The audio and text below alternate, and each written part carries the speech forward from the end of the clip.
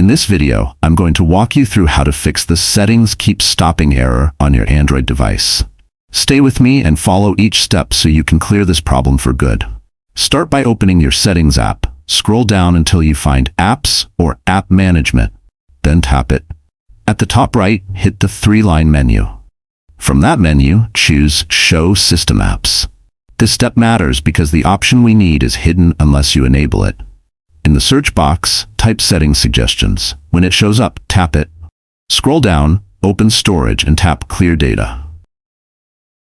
Confirm by selecting Delete. Now go back once and this time search for settings inside the app list. Tap it, scroll down again, open Storage and clear the data the same way. Return to the Apps page. Tap the three-line menu again and select Reset App Preferences. Confirm by tapping Reset Apps. After you've done that, restart your phone. When the phone comes back on, open your Settings app again. At this point, the settings keep stopping issue should be gone. That's all for this tutorial. If this solved your problem, go ahead and like the video, drop a comment, and subscribe for more simple Android fixes.